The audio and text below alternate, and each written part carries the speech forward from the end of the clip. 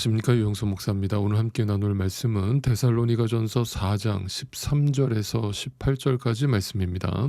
오늘 본문의 내용은 데살로니가 전서를 쓰게 된 목적을 드러내는 장면이라고 할 수 있습니다. 서론에서 제가 말씀드렸듯이 지금 데살로니가 교회에는 엄청난 핍박과 환란이 임하고 있습니다. 그럼에도 불구하고 그들은 하나님이 그들에게 선물로 주신 믿음을 잘 지켜서 믿음과 삶의 균형을 가지고 건강하게 신앙생활을 이어가고 있었습니다. 그런데 그 교회에 시한부 종말론자들이 들어와서 시한부 종말론을 퍼뜨리고 그로 인해서 그들의 신앙이 흔들릴 수 있다라고 하는 생각에 사도 바울은 그들에게 바른 종말론을 설명하기 위해서 이 편지를 기록한 것입니다. 즉 예수님의 재림에 대해서 설명하고자 한 것이죠. 자, 실제로 성경에서 확인할 수 있는 것은 초대 교회들 안에 예수님의 재림이 임박했다라고 하는 사상이 만연되어 있었음을 쉽게 찾아볼 수 있습니다. 예수님께서 하늘로 승천하시면서 분명히 다시 오겠다라고 약속하셨기 때문에 그 말씀이 자신들의 살아생전 동안에 이루어지고 보게 될 것이라고 그들은 확신을 했던 것입니다.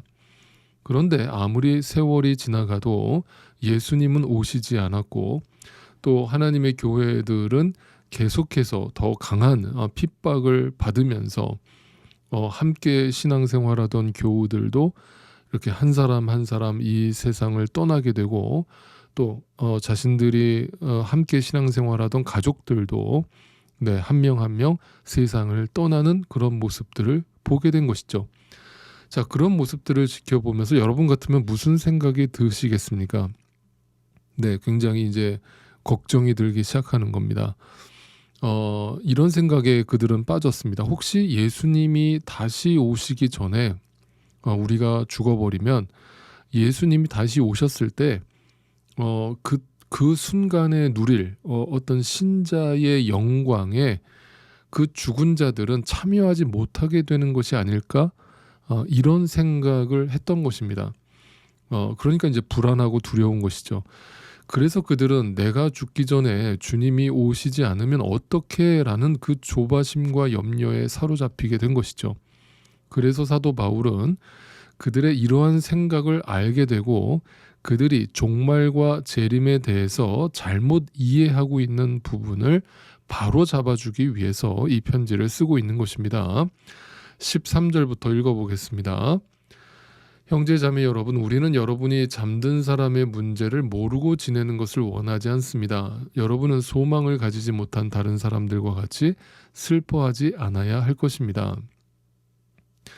자, 우선 여러분이 잠든 사람의 문제라고 표현을 했습니다.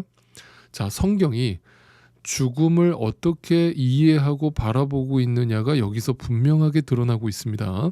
뭐라고 표현하고 있습니까? 그냥 죽었다가 아니라 잠들었다라고 표현하고 있습니다. 그 말은 곧 깨어날 것이라는 말이 전제가 깔려 있는 것이죠.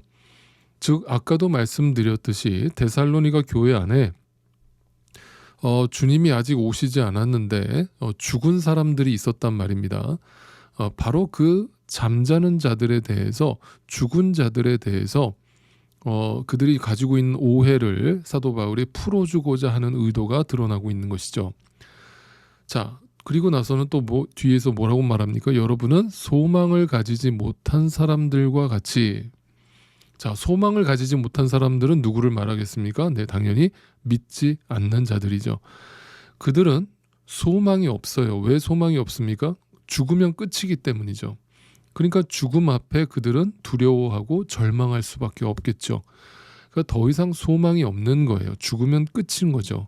그러나 우리는 왜 죽음이 끝이 아닌가 하면 죽음 뒤에 뭐가 기다리고 있는 겁니까? 부활이 있기 때문이죠. 자, 14절. 우리는 예수께서 죽으셨다가 살아나신 것을 믿습니다. 자, 이 말은 지금 믿는 신자들에게 사도 바울이 하고 있는 말이죠. 그럼 바울이 이미 믿고 있는 자들에게 왜 이 말을 다시 언급하고 있는 것일까요? 그것은 우리 인간이 어떤 여러 가지 고난을 당하다 보면 믿음이라는 것이 흔들릴 수도 있고 연약해지기도 하잖아요. 그때 정말 뿌리부터 흔들리는 경험을 할 때도 있어요. 그죠? 내가 지금 잘 믿고 있는 게 맞나?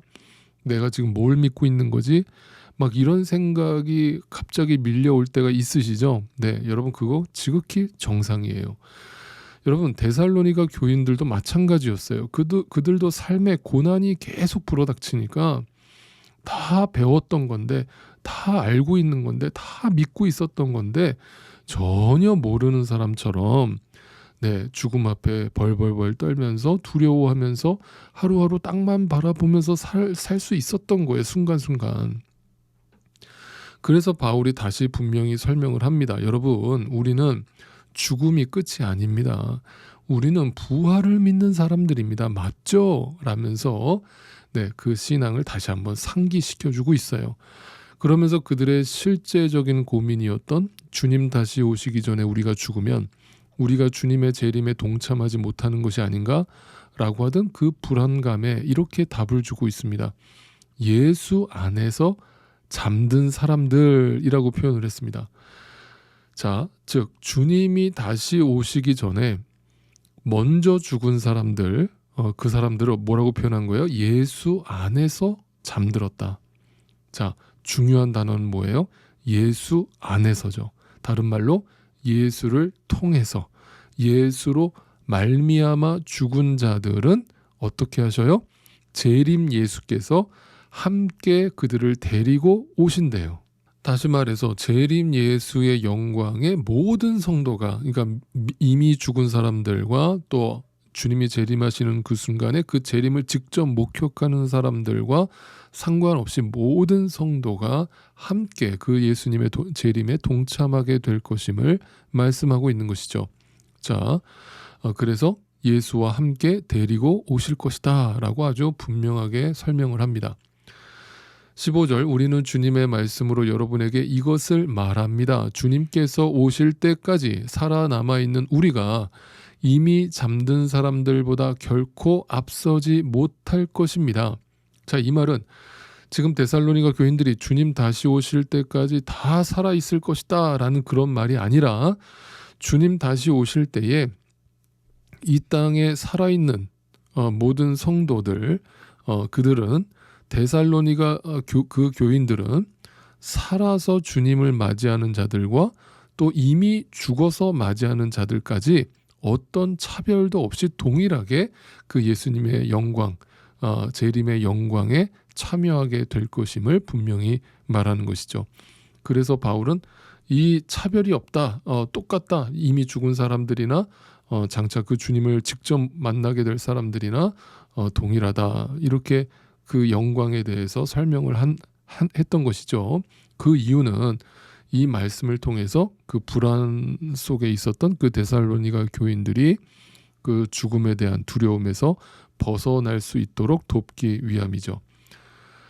자, 한마디로 다시 정리하면 주님 오시기 전에 죽든 오실 때 살아있든 믿는 자들은 다 동일한 하나님의 영광, 재림의 영광에 차별 없이 동참하게 될 것이다 라고 설명을 한 겁니다. 16절, 주님께서 호령과 천사장의 소리와 하나님의 나팔 소리와 함께 친히 하늘로부터 내려오실 것이니 그리스도 안에서 죽은 사람들이 먼저 일어나고 그 다음에 살아남아 있는 우리가 그들과 함께 그 구름 속으로 이끌려 올라가서 공중에서 주님을 영접할 것입니다.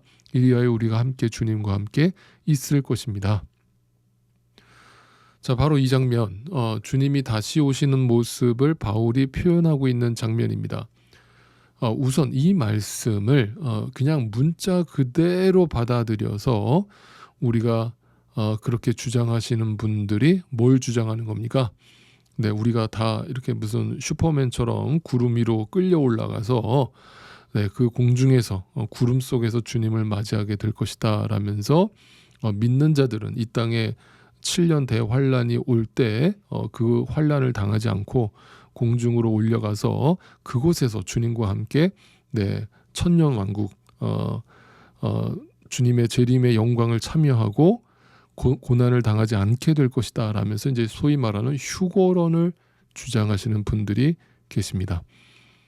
그러나 저는 분명히 여러분께 말씀드립니다. 이 말씀은 휴거와 전혀 상관없다라고 저는 확신을 가지고 있습니다. 그러나 지금 이제 우리가 아침 묵상 시간이기 때문에 이것에 대해서 제가 여기서 다시 설명드릴 수는 없는 점 양해 부탁드리고요. 제가 이 부분에 대해서는 우리 교인들께는 이미 요한계시록 강해를 통해서 또 수요 성경 공부를 통해서 자세히 설명드린 바가 있었음을 상기시켜 드립니다. 이 부분에 대해서 혹시 또 궁금하신 분들은 저희 유튜브 채널에 수요 성경 공부 신앙의 기본 강의 그에서 종말 그 두 번째 강의를 다시 들어보실 수 있기를 부탁드리겠습니다. 자, 어찌됐건 주님이 재림하신다라고 하는 사실은 너무나 분명합니다. 18절입니다. 그러므로 여러분은 이런 말로 이런 주님의 재림의 사건에 대해서 서로 나누면서 어떻게 하라고요? 서로를 위로하십시오라고 권면합니다. 여러분, 주님이 다시 오신다는 이 말씀이 왜 믿는 자들에게 위로가 되는지 한번 생각해 보십시오. 주님이 만약에 다시 오시지 않고 믿는 자들이 죽는 것으로 끝이 난다면, 부활하지 않는다면 여러분, 이 세상에서 우리보다 불쌍한 사람이 있습니까? 우리는 이 세상에서 누리고 싶은 거 마음대로 다 누리지도 못하고 다 포기하며 다 내어버리며 살았는데, 그렇게 산 결과가 그냥 죽고 끝나는 것이라면 우리가 이 세상에서 가장 불쌍한 사람들이 되고 말겠죠. 그러나 주님이 다시 오신다는 사실이 우리에게 위로가 된다는 뜻은 무슨 뜻일까요? 그날은 우리 믿는 자들에게는 우리가 두려워서 벌벌 떠는 날이 아니라 우리 신랑 되신 예수 그리스도를 맞이하는 혼인잔치가 벌어지는 축제의 자리가 되는 것이기 때문입니다. 그래서 이 땅에서 우리가 당한 온갖 슬픔과 눈물을 위로받는 자리가 되기 때문이에요. 그러나 우리 앞에 놓여진 이 믿음의 경주는, 이 땅의 삶은 바로 그날이 오기 전까지는 너무나 외롭고 고독한 길인 겁니다. 우리가 이것을 알고 이 좁은 길을 가는 것입니다. 아무도 관심 없고 아무도 가려하지 않는 그 길을 우리는 그 재림하실 예수님을 바라보면서 소망하면서 서로 위로하면서 이 길을 가야 되는 사람들인 거예요. 그래서 저는 이 아침에 여러분께 다시금 권면드립니다. 여러분, 하나님 앞에 홀로 서셔서 그 지독한 외로움과 고독을 감내하실 수 있기를 바랍니다. 제가 언제까지 여러분 옆에서 권면하고 위로해 드릴 수 없기 때문입니다. 혹여라도 저를 바라보지 마시고 여러분 안에 계시는 성령 하나님을 의지하시고 여러분 안에 계시는 주님을 바라보실 수 있기를 바랍니다. 이 땅에서 우리가 겪어야 할 광야는 분명히 오래지 않아 끝이 날 것입니다. 여러분, 조금만 더 참으십시오. 힘내십시오. 여러분, 지금 잘 가고 계신 것입니다. 주님의 마음으로 위로합니다. 우리 주님 다시 오십니다.